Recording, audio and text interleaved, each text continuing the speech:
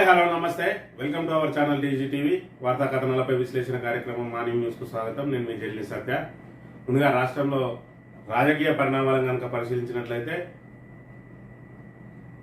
రేవంత్ రెడ్డి ప్రభుత్వం ఏర్పడిన 8 నెలల తర్వాత మరి రాష్ట్రం 50,000 అప్పులు చేసింది. రాష్ట్ర ప్రభుత్వాన్ని నడిపించడానికి రేవంత్ రెడ్డి ప్రభుత్వం గతంలో రాష్ట్రాన్ని అప్పుల ఊబిలో తీస్తున్నారు, మరో శ్రీలంకగా మార్చబోతున్నారని చెప్పి పదే ఆరోపణలు చేసిన రేవంత్ రెడ్డి సర్కార్ 8 నెలల్లోనే మరి 50,000 కోట్ల అప్పు చేసింది. ఇప్పటి వరకు కొత్త ప్రాజెక్టు చేపట్టింది లేదు, కొత్త పథకం చేపట్టింది లేదు, కనీసం రైతు భరోసా లాంటి పథకాన్ని కొనసాగించింది లేదు, ఇంకా మిషన్ భగీరథకు నిధులు కేటాయించింది లేదు, మిషన్ కాకతీయ లాంటి పనులను ముట్టుకున్నది లేదు. అయినప్పటికీ కూడా కేవలం మరి 50,000 కోట్లను దేనికి వెచ్చించిందనే విషయంలో ఇప్పటి వరకు ప్రజల మధ్య స్పష్టత కూడా లేదు. ఇప్పటి వరకు ఇంకా రుణమాఫీ కూడా పూర్తిగాని పరిస్థితి. మరి ఈ నేపథ్యంలో 50,000 కోట్లు అప్పు చేసినట్టయితే రాబోయే మరి మిగతా సమయంలో 3,75,000 కోట్లు కేవలం పరిపాలన నిమిత్తమే అప్పు చేసే ప్రమాదం ఉన్నదని చెప్పి మేధావులు ఆందోళన వ్యక్తం చేస్తున్న పరిస్థితి. మరోవైపు అటాసంగా నిధులు రాబడదామని చెప్పి అమెరికాకు వెళ్లిన రేవంత్ రెడ్డి ప్రభుత్వం మరి ప్రచార ఆర్భాటం తప్ప అక్కడి నుంచి సాధించింది శూన్యం అని చెప్పి ఇక్కడ ప్రతిపక్షాలు తీవ్ర విమర్శలు చేస్తా ఉన్నాయి. ఒకవైపు 30,000 కోట్లకు పైగా పెట్టుబడులు తీసుకొస్తున్నాం, 35,000 ఉద్యోగాలను సుమారు మరి కొత్తగా సృష్టించబోతున్నామని చెప్పి చెప్తున్న దాంట్లో స్పష్టత లేదని చెప్పి కేవలం 3,700 కోట్లను మాత్రమే తీసుకురాబోతున్నారని చెప్పి మరి ఆ ప్రభుత్వ లెక్కలన్నీ కూడా కేవలం డొల్ల కంపెనీలతో చేసుకునే తప్ప వాటిలో నిజం లేదని చెప్పి కూడా ప్రతిపక్షాలు విమర్శిస్తున్న పరిస్థితిని మనం ఇక్కడ గమనించవచ్చు. మరోవైపు ప్రభుత్వ ఉద్యోగులు మరి ప్రభుత్వం మీద జంగ్ సైరన్ మోగించిండ్రు. తమకు రావాల్సిన మరి పిఆర్సీకి సంబంధించి కానీ, డిఏల బకాయిలకు సంబంధించి కానీ, అదేవిధంగా ఇప్పటివరకు ప్రభుత్వం ఏదైతే గొప్పగా చెప్పుకుంటున్నదో 1వ తారీఖునే మరి జీతాలు ఇస్తున్నామని చెప్పి మరి ఆ జీతాలకు సంబంధించి కూడా డిమాండ్ పెట్టిండ్రు అని అంటే మరి ఏ మేరకు 1వ తేదీన జీతాలు అమలు చేస్తున్నారు అనేది మరి రాష్ట్ర ప్రభుత్వమే చెప్పాలి. 1వ తేదీన జీతాలు ఖచ్చితంగా చెల్లించాలని చెప్పి కూడా డిమాండ్ వాళ్ళు పెట్టిన ప్రధాన డిమాండ్లో ఉన్న పరిస్థితిని కూడా మనం ఇక్కడ గమనించవచ్చు. ఇక మరోవైపు గురుకులాలను చూసుకున్నట్లయితే అవి మృత్యు కుహరాలుగా మారుతున్నాయా అని అంటే అవుననే సమాధానం వినిపిస్తా ఉన్నది. ఇప్పటికే సుమారు 36 మంది గురుకుల విద్యార్థులు మృత్యువాత పడ్డారంటే ప్రభుత్వం గురుకులాల మీద మరి ఏ రకమైన సవతి తల్లి ప్రేమ చూపిస్తా ఉన్నదో మనం అర్థం చేసుకోవచ్చు. ఏదైతే రేవంత్ రెడ్డి గురుకులాలతోటి విద్యార్థులకు అదేవిధంగా తల్లిదండ్రులకు మధ్యలో మరి అగాధం పెరుగుతూ ఉన్నది అని అంటే సెమీ రెసిడెన్షియల్స్ గా మారుస్తాము, మరి గురుకులాలను మరి ఒకవైపున మూసేయక తప్పది అన్నట్టుగా ఆయన మాటలు ఏవైతే ఉన్నాయో దాంతో అప్పటి నుండి గురుకులాల మీద అధికారుల నిర్లక్ష్యం మొదలైంది. దాంతో సౌకర్యాల లేమితోటి అదేవిధంగా పాము కాట్లతోటి కూడా మృత్యువాత పడుతున్న పరిస్థితి. మరోవైపు గురుకులాల్లో కూడా విద్యార్థినులపై అత్యాచార ఘటనలు జరుగుతున్న అంశాన్ని కూడా మనం ఇక్కడ ప్రధానంగా గమనించవచ్చు. ఇది మరి శాంతి భద్రత విషయంలో కానీ, అదేవిధంగా విద్యార్థుల విషయంలో కానీ, మరోవైపు నిరుద్యోగుల విషయంలో కానీ ఇప్పటికిప్పుడు మరి జంగ్ సైరన్ మోగించిన ఉద్యోగులను బట్టి చూస్తే ఉద్యోగుల విషయంలో కానీ ఎవరిని సంతృప్తి పరుస్తున్నది కాంగ్రెస్ ప్రభుత్వం అని చెప్తే ఏదైతే 10 సంవత్సరాల పాటు మరి అధికారానికి దూరంగా ఉన్నారో కాంగ్రెస్ కార్యకర్తలు, ఆ కాంగ్రెస్ కార్యకర్తలందరినీ కూడా సంతృప్తి పరచడానికి ప్రయత్నం చేస్తున్నది కాంగ్రెస్ ప్రభుత్వం అని చెప్పకనే తప్పదు. ఇక వార్తా కథనాలను కనుక పరిశీలించినట్లయితే ముందుగా నమస్తే తెలంగాణ దినపత్రికలో సర్కార్పై ఉద్యోగుల జంగ్ సైరన్, డిఏ ఎప్పుడు, పిఆర్సీ ఏది, తెలంగాణ ఉద్యమం తర్వాత తొలిసారి ఉద్యోగ జేఏసీ ఏర్పాటు, చేతులు కలిపిన రాష్ట్ర ఉద్యోగులు, ఉపాధ్యాయులు, పెన్షనర్లు, 53 సంఘాల సంయుక్త ప్రకటన, హామీల అమలుకు డిమాండ్, ఉమ్మడి పాలనలో ఆత్మగౌరవం దక్కక విధి నిర్వహణలో అవహేళనలు, ద్వితీయ శ్రేణి పౌరులుగా అవమానాలు ఎదుర్కొన్న ఉద్యోగులు తెలంగాణ మలిదశ పోరాటంలో ప్రధాన భూమిక పోషించారు. ఉద్యోగ సంఘాలన్నింటినీ ఏకం చేసి జేఏసీగా ఏర్పడి రాజకీయ పార్టీలతో సమానంగా ప్రత్యేక రాష్ట్రం కోసం ఉద్యమించారు. పెండౌన్లు, నల్ల బ్యాడ్జీలతో నిరసనలు కొనసాగించడమే కాకుండా సకల జనుల సమ్మెలో కీలక పాత్ర వహించారు. పోరాట ఫలితంగా ఆవిర్భవించిన తెలంగాణలో అధికారం చేపట్టిన కేసీఆర్ చరిత్రలో ఎన్నడూ లేనంతగా ఉద్యోగులకు 44% ఫిట్మెంట్ ఇచ్చి ఇతర డిమాండ్లను పరిష్కరించారు. 10 ఏళ్ల పాటు ఫ్రెండ్లీ గవర్నమెంట్ తో స్వర్ణయుగాన్ని చూసిన ఉద్యోగులు గత ఎన్నికల్లో తమకు హామీలు ఇచ్చి మరిచిన కాంగ్రెస్ సర్కార్పై జంగు సైరన్ మోగించేందుకు సిద్ధమయ్యారని చెప్పి మరి ఇక్కడ 53 సంఘాలకు సంబంధించి ఇక్కడ ఎన్జిఓస్ అంటే నాన్ గెజిటెడ్ ఆఫీసర్స్ మరి యూనియన్ వీళ్ళందరూ కూడా పెన్షనర్లతో కలిసి మరి 53 సంఘాలు జేఏసీగా ఏర్పడ్డాయి తొలిసారిగా తెలంగాణ రాష్ట్ర ఆవిర్భావం తర్వాత. అంటే మరి వాళ్ళు ఏ విధమైన ఇబ్బందులు ఎదుర్కొంటున్నారో కాంగ్రెస్ ప్రభుత్వం అంతా ఏర్పడ్డ ఈ 8 నెలల కాలంలో అని చెప్పి మన ఈ పరిస్థితిని బట్టి మనం ప్రధానంగా గమనించవచ్చు. వాళ్ళ ప్రధాన డిమాండ్లను కనుక మనం ఒకసారి పరిశీలించినట్టయితే సిపిఎస్ రద్దు చేసి పాత పెన్షన్ విధానాన్ని అమలు చేయాలి, 4 బకాయి డిఏలను వెంటనే విడుదల చేయాలి, ఉద్యోగులందరికీ మొదటి తేదీనే జీతాలు ఇవ్వాలి. మరి ప్రభుత్వం అట్టహాసంగా చెప్తున్నది ఉద్యోగులందరికీ కూడా మేము మొదటి తేదీనే జీతాలు ఇస్తున్నామని చెప్పి. మరి ప్రభుత్వంలో ప్రధాన భూమిక పోషించేది ఎన్జిఓలే అనే విషయాన్ని మనం ఇక్కడ గమనించవచ్చు. మరి ఇక్కడ ఉద్యోగులు మొదటి తేదీనే జీతాలు ఇవ్వాలని చెప్పి ప్రధాన డిమాండ్ పెట్టినారంటే వాళ్ళకి ఏ మేరకు 1వ తేదీన మరి జీతాలు అందుతున్నాయనే పరిస్థితి మరి ఇక్కడ ప్రజలందరూ కూడా గమనించాలి. ఏకీకృత సర్వీస్ రూల్స్ అమలు చేయాలి, ఆదాయ పన్ను పరిమితి కోసం కేంద్రంపై ఒత్తిడి తేవాలి, మెరుగైన ఫిట్మెంట్ తో పిఆర్సీ అమలు చేయాలి, కారుణ్య నియామకాలు చేపట్టాలి, రిటైర్డ్ ప్రభుత్వ ఉద్యోగులను విధుల్లోకి తీసుకోవద్దు, అక్రమ కేసులు ఎత్తివేయాలి, తనిఖీలు ఆపివేయాలి, కాంట్రాక్ట్ ఉద్యోగులను క్రమబద్ధీకరించాలి, జీవో 342ను పునరుద్ధరించాలి, విఆర్ఏలను తిరిగి రెవెన్యూ శాఖలోకి తేవాలి, పెన్షనర్ల కోసం డైరెక్టరేట్ ఏర్పాటు చేయాలని చెప్పి ప్రధాన డిమాండ్లతోటి మరి ఇక్కడ ఉద్యోగులందరూ కూడా ఇక్కడ జేఏసీగా ఏర్పడి ప్రభుత్వం మీద పోరాటానికి సిద్ధమైనరు. మరి 10 సంవత్సరాల పాటు ఉద్యోగులందరూ కూడా సంతృప్తికరంగా ఉన్నారు. వాళ్ళకు కేసీఆర్ ప్రభుత్వం ఏర్పాటు చేసిన వెంటనే 44% ఫిట్మెంట్ తోటి ఉద్యోగులందరినీ సంతృప్తి పరిచి వాళ్ళను కంటికి రెప్పలా కాపాడుకున్న పరిస్థితుల్లో మరి ఈరోజు ప్రభుత్వ ఉద్యోగులకు జీతాల చెల్లింపుల్లో మాత్రం గత ప్రభుత్వం కొంతవరకు ఆలస్యం చేసిన విషయాన్ని ఎవరైనా చెప్పక తప్పని పరిస్థితి. ఏదైతే రైతులకు ప్రాధాన్యత ఇచ్చిండో రైతులకు మరి సరైన సమయంలో పెట్టుబడి సాయం కానీ, అదేవిధంగా రైతు బీమా కానీ, అదేవిధంగా ఏదైతే వాళ్ళ కొనుగోళ్లకు సంబంధించి మరి తక్షణం వాళ్ళ ఖాతాల్లో జమ చేయడం కానీ మరి రైతులకు అధిక ప్రాధాన్యత ఇచ్చిన మరి కేసీఆర్ ప్రభుత్వం ఇలా జీతాలు చెల్లించడంలో మాత్రం కాస్త ఆలస్యం చేసింది తప్ప ఉద్యోగులను ఏనాడు కూడా విస్మరించిన పరిస్థితి లేదు. ఈ నేపథ్యంలో కాంగ్రెస్ ఇచ్చిన మాటలు నమ్మి 1వ తేదీనే మేము జీతాలు మరి కంచెనగా అమలు చేస్తామని చెప్పి అదేవిధంగా అనేక హామీలు ఇచ్చి ఈరోజు వాటన్నిటిని కూడా నెరవేర్చకపోవడంతో మరి ఇక్కడ జేఏసీగా ఏర్పడి పోరాటం చేస్తున్న పరిస్థితిని మనం ఇక్కడ ప్రధానంగా చూడవచ్చు. కేవలం 8 నెలల్లో రేవంత్ తెచ్చింది 50,000 కోట్ల అప్పు. సీఎం రేవంత్ రెడ్డి ఒక్కడే 8 నెలల్లో చేసిన అప్పు 50,118 కోట్లు. తెలంగాణ కూడా శ్రీలంక లాగే తయారైంది. ఇలా అప్పులు చేసుకుంటూ పోతే ఇలా సీఎం కాకముందు మే 19, 2022 హైదరాబాద్ లో నిర్వహించిన ఒక కార్యక్రమంలో రేవంత్ రెడ్డి ఇదే ధోరణి కొనసాగితే 5 ఏళ్లు ముగిసే నాటికి కాంగ్రెస్ సర్కార్ చేసే అప్పు 3,75,000 కోట్లు. ఒక ప్రాజెక్టు లేదు, ప్రజా సంక్షేమం లేదు. రేవంత్ హయాంలో అప్పుల కుప్పగా తెలంగాణ తెచ్చిన అప్పు ఎటుపోతుందో తెలియని సందిగ్ధం. బీఆర్ఎస్ పాలనలో తెచ్చిన ప్రతి పైసా వినియోగం, మౌలిక వసతుల కల్పనకు సంక్షేమానికి పెద్దపీట, 10 ఏళ్లలో గణనీయంగా పెరిగిన రాష్ట్ర సంపద, తలసరి జీఎస్డీపీ రాబడి అన్నింటా రాష్ట్రం టాప్ అని చెప్పి మరి రేవంత్ రెడ్డి ప్రభుత్వం పదే కేసీఆర్ ప్రభుత్వం అప్పుల పాలు చేస్తుంది, రాష్ట్రాన్ని అప్పుల కుప్పగా తయారు చేస్తా ఉన్నది, మరో శ్రీలంకగా తయారు చేయబోతా ఉన్నదని చెప్పి మరి రేవంత్ రెడ్డి ఏదైతే పదే ఆరోపణలు చేసిండో ఈరోజు 8 నెలలు గడిచిన కాలంలోనే 50,000 కోట్ల రూపాయలు అప్పు చేసిండు మరి తెలంగాణ రాష్ట్ర ప్రభుత్వాన్ని నడిపించడం కోసం. మరి ఇందులో ఒక ప్రాజెక్టు లేదు, ప్రజా సంక్షేమం లేదు, కనీసం రైతు భరోసాను కూడా ఇప్పటి వరకు అందించిన పరిస్థితి లేదు. మరి కేసీఆర్ అప్పులు చేసిండంటే కాళేశ్వరం లాంటి ప్రాజెక్టును కట్టిండు. మరి రాష్ట్ర వ్యాప్తంగా ఏదైతే గొలుసుకట్ట చెరువులు ఉన్నాయో వాటన్నిటిని పుడికి తీసి వాటికి పునర్జీవం మరి సంపాదించిండు. అదేవిధంగా మరి మిషన్ భగీరథ కార్యక్రమం ద్వారా ఇంటింటికి నల్లాలు ఇచ్చిండు. అనేక సంక్షేమ కార్యక్రమాలు, అనేక అభివృద్ధి కార్యక్రమాలు, అనేక కొత్త రోడ్లు వేసిండు. మరి ఆ తెలంగాణను బంగారు తెలంగాణగా తీర్చిదిద్దే క్రమంలో మరి 7,500 యూనిట్లు మెగావాట్ల మరి విద్యుత్ ఉత్పత్తి చేసే సంస్థలను 21,000 మెగావాట్ల విద్యుత్ ఉత్పత్తి చేసే స్థాయికి తీసుకొచ్చిండు అని అంటే మరి వాటన్నిటి మీద పెట్టిన పెట్టుబడి మరి కొంతమేర అప్పు చేయక తప్పదు. అప్పులను మాత్రమే చూసిండు.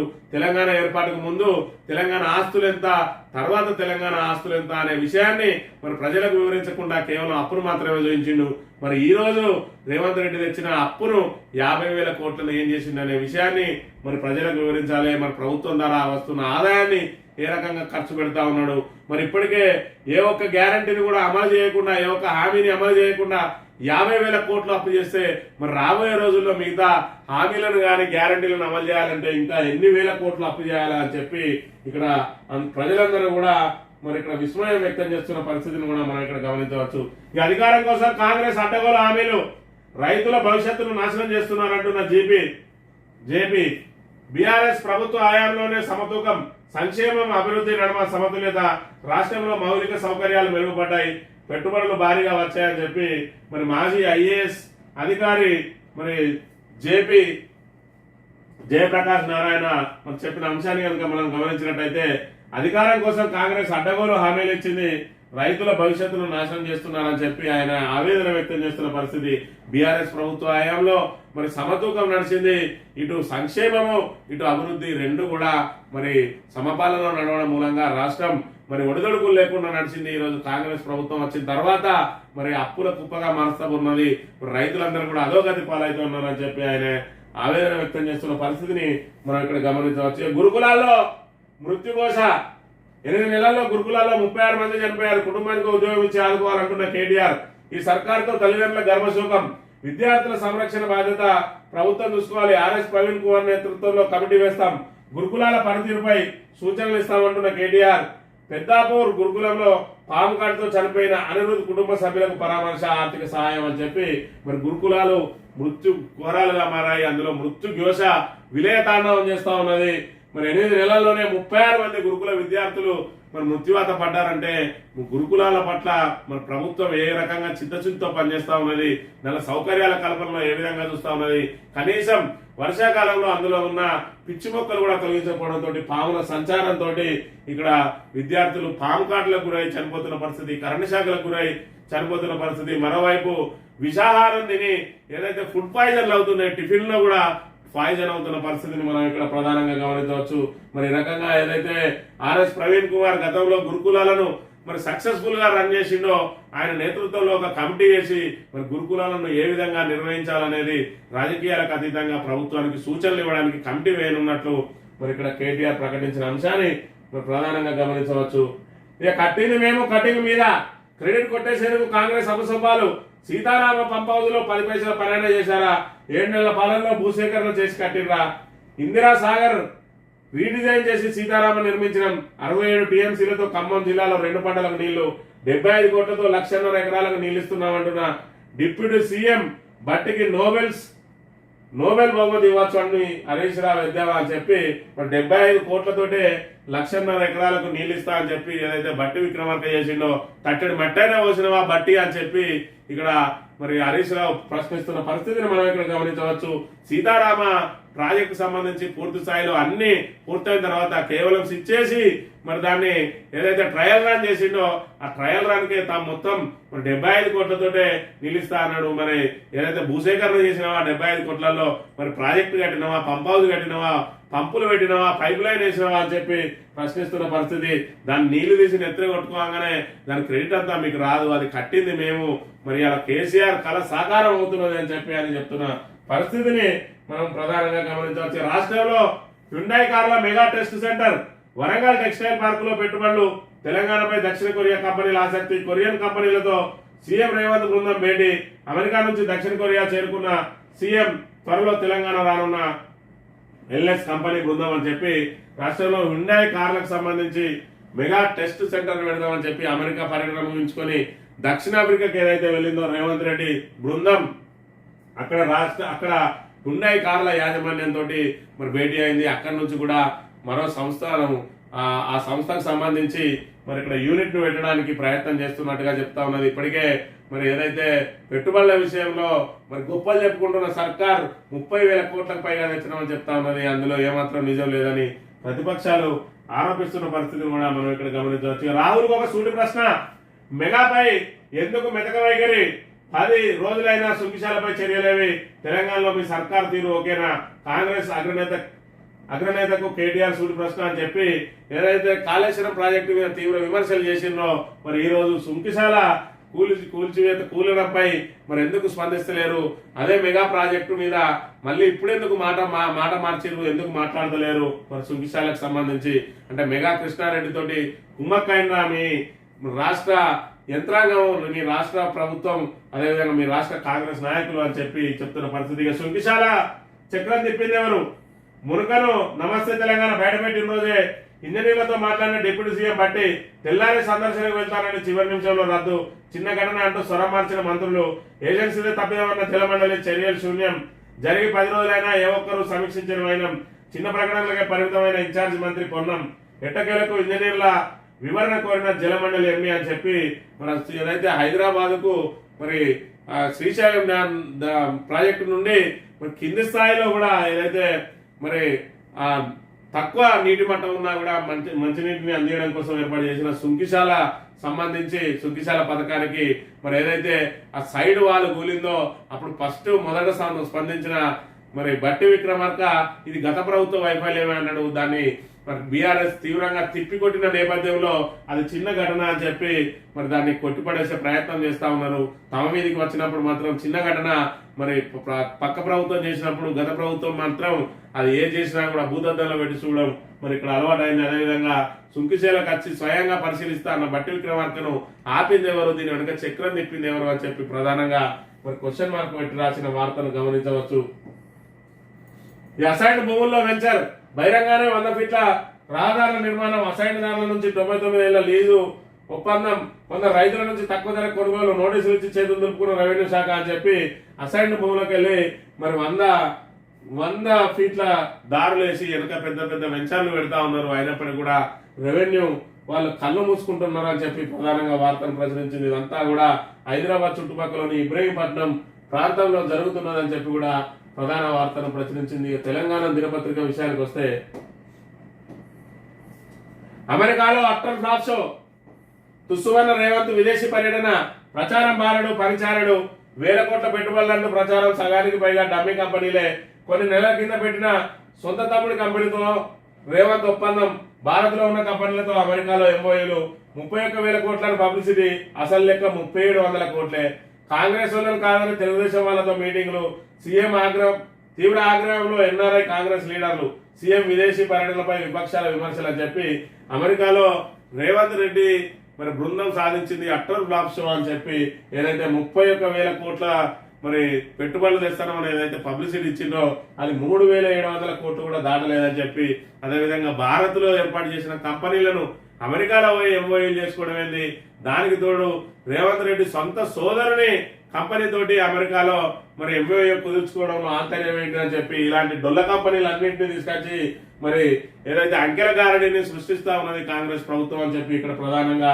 ప్రచురించింది. పైన పటాలం లోన లొటాలం అన్నట్టుగా ఉంది రేవంత్ సర్కార్ తీరు. అమెరికా పర్యటనలో 1000 కోట్ల రూపాయల పెట్టుబడులను రాష్ట్రానికి తీసుకొచ్చామని చెప్పుకుంటున్న కాంగ్రెస్ నాయకులు మసిపూసి మారేడుకాయ చేసే ప్రయత్నంలో ఉన్నారు. అసలు పెట్టుబడులకు వాళ్ళు చెప్పే లెక్కలకు పొంతం లేకుండా ఉంది. బోగస్ కంపెనీలతో రాష్ట్రానికి పెట్టుబడులు తెచ్చామని చెప్పుకుంటూ ప్రజలను మభ్యపెడుతున్నారు. మరోవైపు అమెరికా టూర్ లో సీఎం రేవంత్ తీరుపైన పలువురు మండిపడుతున్నారు. సొంత పార్టీ అభిమానుల నుంచే వ్యతిరేకత వ్యక్తం అవుతుంది. తెలంగాణ కాంగ్రెస్ వాళ్ళకంటే ఆంధ్ర వాళ్ళకే ఎక్కువ ప్రాధాన్యత ఇవ్వడం పైన తీవ్ర స్థాయిలో చర్చ జరుగుతుందని చెప్పి మరి ఇక్కడ పైన పటారం లోన లొటారం లాగా ఉన్నది రేవంత్ రెడ్డి పరిస్థితి. 31,000 కోట్లు అని చెప్తా ఉన్నాడు. మరి ఇక్కడ అధికారిక లెక్కలు 3,700 కోట్లను మించి లేవు. మరి అదే విధంగా ఆయన వ్యవహార శైలి కూడా ఏదైతే ఆంధ్ర వాళ్ళందరూ కూడా తెలుగుదేశం అభిమానులు, మన తెలుగుదేశం అభిమానులతోటి అక్కడ ముచ్చట పెట్టిండు తప్ప మరి ఇక్కడ ఏదైతే కాంగ్రెస్ ఎన్ఆర్ఐలు ఎవరైతే ఉన్నారో తెలంగాణ ప్రాంతానికి చెందిన వారిని వాళ్ళని విస్మరించిండు. దాంతో వాళ్ళందరూ కూడా ఆగ్రహంగా ఉన్నారు.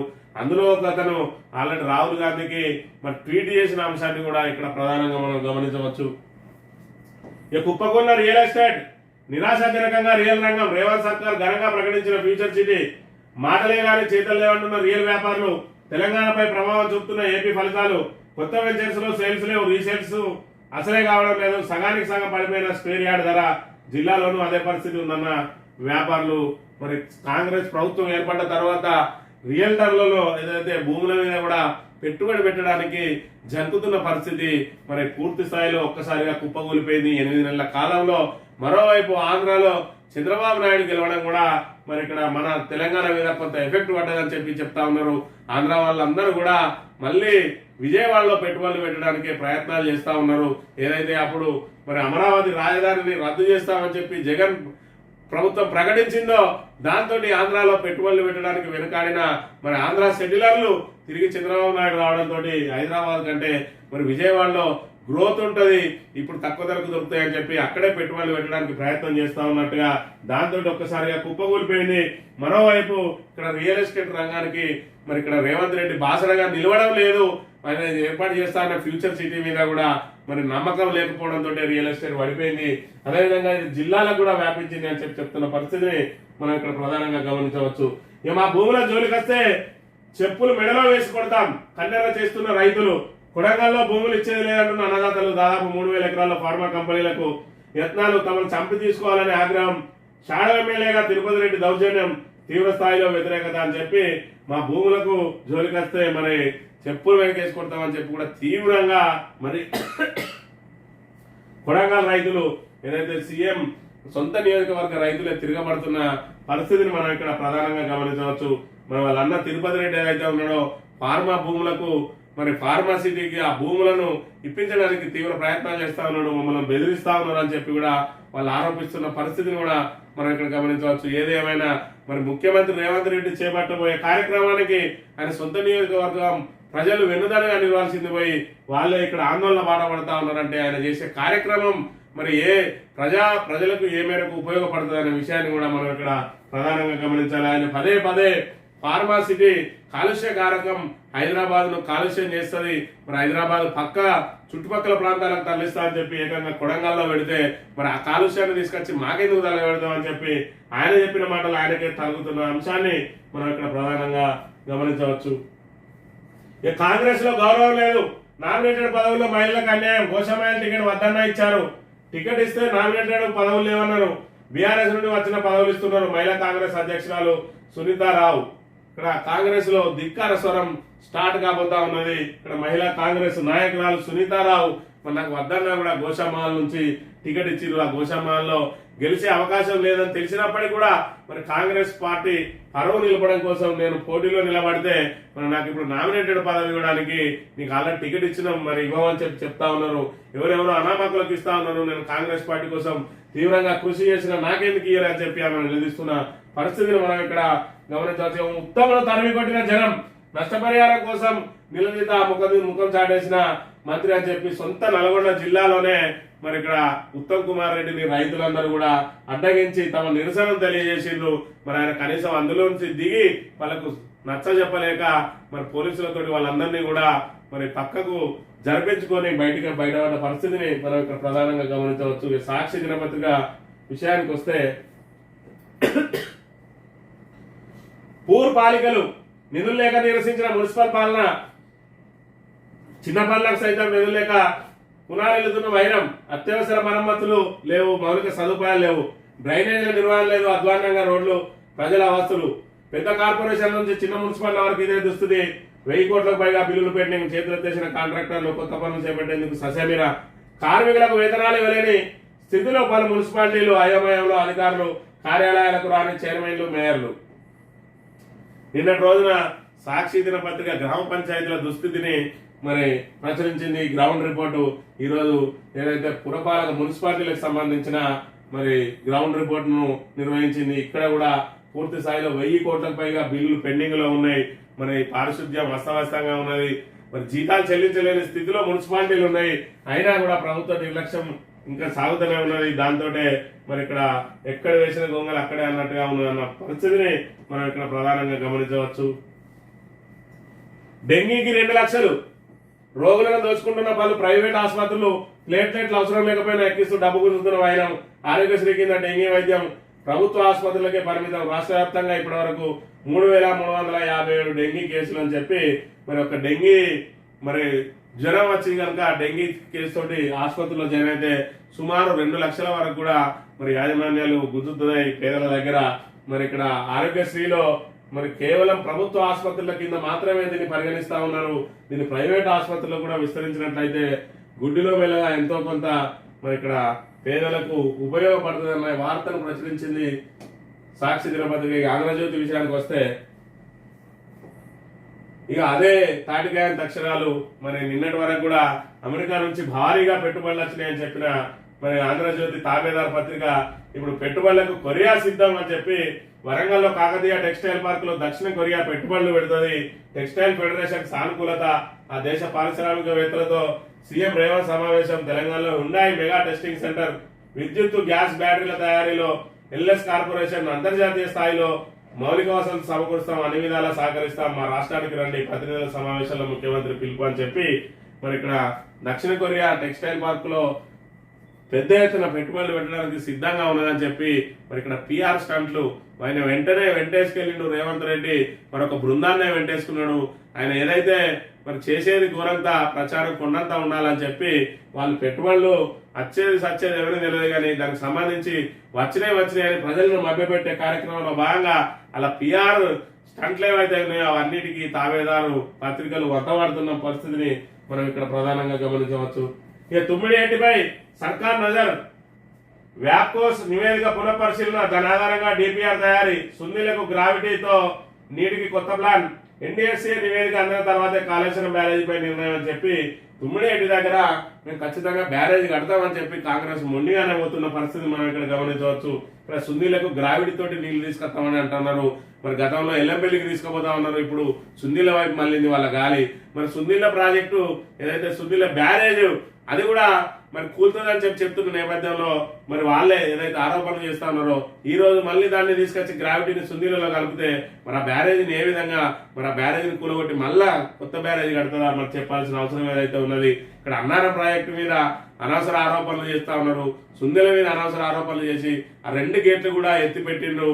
మరి ఇక్కడ ఏదైతే మరి అక్కడ కన్నెపల్లి పంపాల నుంచి నీటిని ఎత్తిపోయండి, ప్రాణహిత నీళ్లు మరి బయటికి పోతున్నాయి అంటే సుందీల కూలుతుంది, మన అన్నారం కూలుతుంది అన్న వాళ్ళు ఈరోజు సుందీలకు ఏ రకంగా గ్రావిటీ ద్వారా నీళ్లు తీసుకొచ్చి పైకి ఎత్తిపోతారో మరి వాళ్ళ మాటలకు చేతులకు పొంతం లేదు. ఏది ఏమైనా కొత్త ప్రాజెక్టును చేపట్టాలే, జేబులు నింపుకోవాలన్నట్టుగానే ఉన్నది వాళ్ళ ఉద్దేశం తప్ప మరొకటి లేదు. మరి ఇక్కడ ఏదైతే ఇక్కడ మూసి ప్రక్షాళనకు 1,50,000 కోట్లు అన్నారో ఆ మూసి మీద తీవ్ర విమర్శల నేపథ్యంలో కాస్త వెనక్కి తగ్గిన నేపథ్యంలో మళ్ళీ తుమ్మిడిహెడ్డి మీద వాళ్ళ దృష్టి పడ్డట్టుగా మనం ఇక్కడ ప్రధానంగా గమనించవచ్చు. మరోసారి ఆకర్ష కాంగ్రెస్ లోకి జిహెచ్ఎంసీ పరిధిలో 6 ఎమ్మెల్యేలు, సీఎం రేవంత్ రెడ్డి విదేశీ పర్యటన నుంచి తిరిగి రాగానే చేరికలు, బీజేపీతో బీఆర్ఎస్ నేతలు టచ్లోకి వెళ్లారన్న ప్రచారంతో అప్రమత్తం, కొందరు నాయకులకు కార్పొరేషన్ పదవులు ఇచ్చే అవకాశం. మరి ఏదైతే గతంలో చంద్రబాబు నాయుడు మరి ఇక్కడ ఎన్టీఆర్ మీద తిరుగుబాటు చేసిండో ఆ తిరుగుబాటు చేసినప్పుడు 5-6 ఎమ్మెల్యేల రోజున మరి 40 మంది ఉన్నారు, 50 మంది ఉన్నారు అని చెప్పి ఈ ఆంధ్రజ్యోతి అదేవిధంగా ఈనాడు దినపత్రికలు ఏ విధంగా అయితే దుష్ప్రచారం చేసి మరి ఇక్కడ ఎన్టీఆర్ వెంబడున్న ఎమ్మెల్యేలను అభద్రతా భావంలో పడేసి వాళ్ళను ఒక్కొక్కరిగా చంద్రబాబు నాయుడు శిబిరంలో చేర్చడానికి ఆ రోజు కుటిల యత్నాలు చేసినాయో ఈ రోజు కూడా అదే కుటిల యత్నాలతోటి ముందుకు సాగుతుంది ఆంధ్రజ్యోతి దినపత్రిక. మరి ఇక్కడ ఇప్పటికే తమ పోయిన వాళ్ళే తమ పదవులు ఉంటాయా ఊడతాయా అని చెప్పి కొట్టుమిట్టాడుతున్న నేపథ్యంలో మరికొంతమందిని మరి ఇక్కడ రేవంత్ రెడ్డి వైపు ఆకర్షింపజేయడానికి ఆల్రెడీ 6 చేరుతాను అని చెప్పి మరి వాళ్ళ విషయం వాళ్ళకే తెలియకుండా వీళ్ళకి తెలిసినట్టుగా వార్తలు ప్రచురిస్తా ఉన్నది ఇక్కడ ఆంధ్రజ్యోతి దినపత్రిక.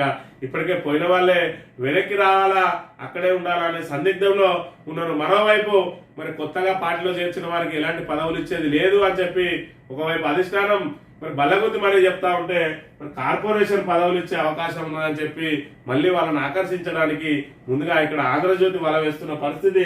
ఈ తాబేదారు మరి పత్రికను మనం ఇక్కడ ప్రధానంగా గమనించవచ్చు. వర్సిటీల్లో నాసిరకం విద్య, పడిపోతున్న ఉస్మానియా కాకతీయ జేఎన్టీయూ ప్రమాణాలు, విశ్వవిద్యాలయాల్లో నియామకాలు లేవు, పరిశోధనలు కరువు, ఏళ్ల తరబడి ఖాళీలు, సకాలంలో భర్తీ కాని వీసీ పోస్టులు, నేషనల్ ఇన్స్టిట్యూషనల్ ర్యాంకింగ్ ఫ్రేమ్వర్క్స్ వెల్లడి అని చెప్పి వైద్య విద్య, నాణ్యత విద్య, ప్రైవేట్ లో పుట్టగొడుగుల మెడికల్ కాలేజీలు, ప్రభుత్వ ప్రైవేట్ లో కలిపి 60 నుంచి 70% ప్రొఫెసర్లు లేవే అధికం, రోగులు లేకుండానే ప్రాక్టికల్స్ అంటున్నారు. అదేవిధంగా ఐఐటి మద్రాస్ అత్యుత్తమం, 6వసారి ఈ సంస్థ టాప్, ఐఐఎస్సిలో బెంగళూరు ఉత్తమం, ర్యాంకులు ప్రకటించిన కేంద్రం అని చెప్పి మరి బెంగళూరు ఏదైతే మరి వర్సిటీలకు సంబంధించి ర్యాంకులు ప్రకటించిన కేంద్రం, అందులో మనకు హైదరాబాద్ సెంట్రల్ యూనివర్సిటీతో పాటు Osmania university, Kakatiya university, JNTU university అన్నిటి కూడా మరి ఇక్కడ ప్రతిష్ట దిగజారిపోతా ఉన్నది. ర్యాంకింగ్ మరి కిందికి వస్తున్న విషయాన్ని మనం ఇక్కడ ప్రధానంగా గమనించవచ్చు. ఏ ప్రభుత్వం వచ్చినా కూడా విద్య మీద మాత్రం ప్రత్యేకంగా దృష్టి సారించడం లేదు. మరి ఏదైతే ఖాళీలను మరి నింపడానికి ప్రయత్నం చేయడం లేదు. జేఎన్టీలో అనుబంధ కాలేజీలు ఏవైతే ఏర్పాటు చేసిరో అవన్నీ కూడా మరి కాంట్రాక్టు లెక్చరర్లతోటి, కాంట్రాక్ట్ ప్రొఫెసర్, అసిస్టెంట్ ప్రొఫెసర్లతోటి నడిపిస్తున్న పరిస్థితిని కూడా మనం ఇక్కడ ప్రధానంగా గమనించవచ్చు.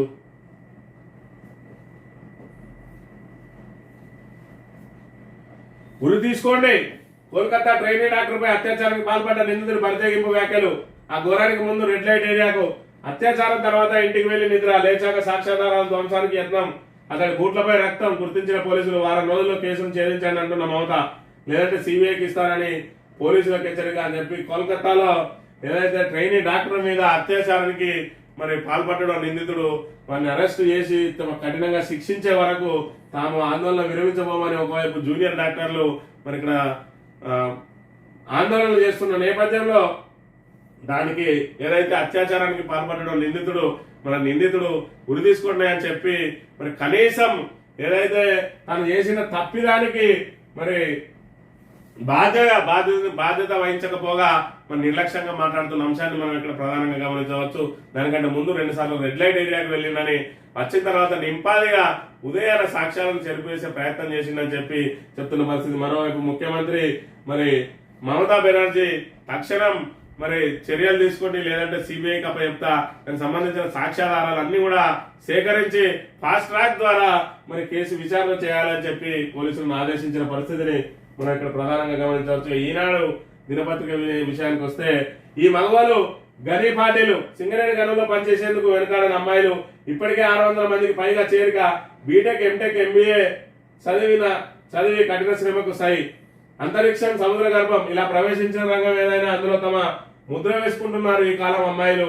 మేధోపరమైన ఉద్యోగమే కాదు, శారీరక శ్రమతో కూడిన పనుల్లో సత్తా చాటుకుంటూ తాము పురుషులకు ఏమాత్రం తీసుకోవాలని నిరూపిస్తున్నారు. నువ్వు సూర్యులా వెలిగిపోవాలని కోరుకుంటే ముందు సూర్యులా మండలం నేర్చుకో అన్న మాజీ రాష్ట్రపతి అబ్దుల్ కలాం మాటల స్ఫూర్తితో కఠిన వాతావరణ పరిస్థితులు ఉన్న సింగరేణి బొగ్గు గనుల్లో పనిచేసేందుకు ముందుకు వస్తున్నారు. అలాగని మీరంతా అక్షర జ్ఞానం లేని వారే కాదు, చిన్నప్పటి నుంచి కాయ కష్టం చేసిన వారు అంతకన్నా కాదు, ఉన్నత చదువులు చదివిన విద్యావంతులు అని చెప్పి మరి ఇక్కడ డంపర్లను నడిపే అవకాశం ఇవ్వండి అని చెప్పి ఒక మహిళా ఉద్యోగిని అడుగుతున్న పరిస్థితి.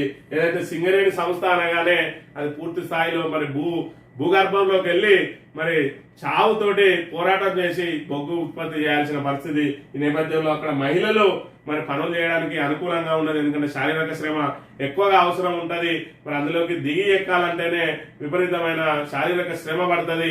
ఈ నేపథ్యంలో మహిళలను ఎంతో కొంతవరకు చేర్చుకున్నప్పటికీ కూడా వాళ్ళను సర్ఫేస్ కే పరిమితం చేసిర్రు. కానీ అండర్ గ్రౌండ్ కు కోర్టు తీర్పు ద్వారా మరి అండర్ గ్రౌండ్ కు వెళ్ళడానికి వాళ్ళకు 7 సంవత్సరాల క్రితం అవకాశం కల్పించడంతో ఇక్కడ బీటెక్ చేసిన వాళ్ళు, ఎంటెక్ చేసిన వాళ్ళు, ఎంబీఏ చదివిన వాళ్ళు కూడా ఈరోజు మరి ఇంజనీర్లుగా, అదేవిధంగా వివిధ మరి హోదాలలో వాళ్ళు భూగర్భ గనుల్లోకి దిగి మరి ఏదైతే మగవాళ్ళతో మేము కూడా మరి పోటీ పడతామని చెప్తున్న పరిస్థితి. అదేవిధంగా యువతి డంపర్ నడిపే అవకాశం ఇవ్వండి. యువతి పేరు ఎం శిరీష, బీకామ్ కంప్యూటర్స్ లో డిగ్రీ ఉత్తీర్ణాలు, మందమైన వద్ద గల ఉపరితల బొగ్గు గనిలో బదిలీ వర్కర్గా మార్చిలో సింగరేణి సంస్థలో ఉద్యోగ ప్రస్థానం ప్రారంభించారు.